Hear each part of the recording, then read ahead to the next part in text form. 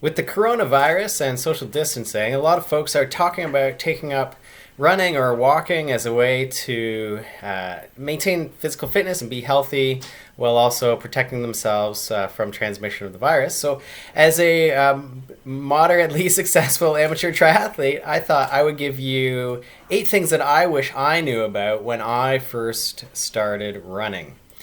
So, first off is about cushioned shoes. And so, when you think about running shoes, often you're kind of drawn to the fastest shoes or the lightest shoes. But really, the best place to start is to think about cushioning. Lots of shoes right now are made that are very comfortable, have a big sole, and will protect your knees and your shins from shin splints. Number 2 is you can probably skip the water. So when I started, I always was struggling with do I carry a water bottle? Do I have to buy a belt with the water holders? Chances are for the distance that you're going to go when you're starting walking or running isn't long enough that you're going to need a drink. Now, if you're suddenly going to start doing over an hour, then that's something you need to think about. But chances are just kicking it off, you can skip the water. Number 3, take a walk break whenever you want. If you're just starting up running, obviously it's going to be hard, the heart rate's going to go up, and things might start to become not so fun really quickly. So I encourage you to just slow down, take a walk, catch your breath. Your heart rate is still elevated, you're still getting great exercise. But walking will help you feel good about the experience and feel relatively fresh throughout the whole. Number 4, use some kind of a tracker. So when people think about activity trackers, things like Strava, Map My Run, those kind of things, often you think about, well, that's something I'll get into when I get really serious about my running. But actually, what I think you'll find is that you're going to enjoy this. It's a habit that you're going to develop for many of you.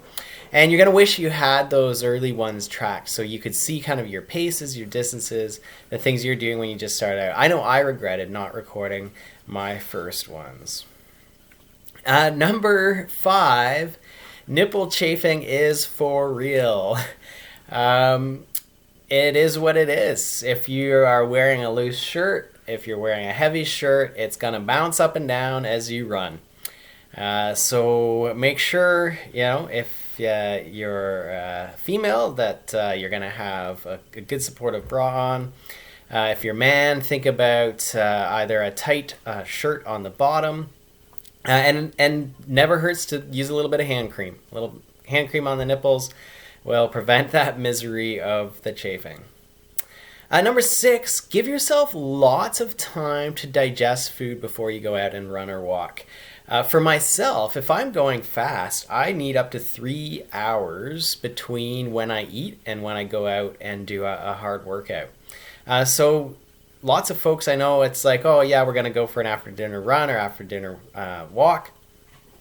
If you can kind of change that habit and think about giving yourself at least an hour, 2 hours if you can, you're going to feel a lot better. You'll feel lighter, and you won't be burping and miserable throughout your whole run.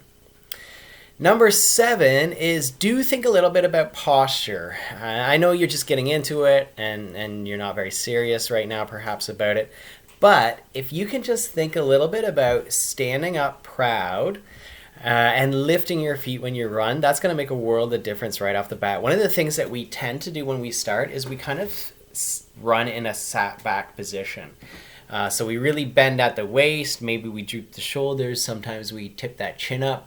If you can just think about holding your chest nice and high and proud, straighten up at that waist a little bit, pick your feet when you run, you're going to start off with great form right off the bat. And then my 8th tip for starting out with running or walking is just smile. Make sure you have fun, have a good time. If you're smiling, you're going to feel better no matter how you feel inside or how your legs feel. So make sure that you enjoy it. I love to look around at the houses in the neighborhood. I love to go out to new places and check out new sites in the city that you think you know until you really see it on foot. So those are 8 quick tips if you're thinking about getting started with running or walking during this time of social distancing. Good luck, have fun, and hit me up with any questions.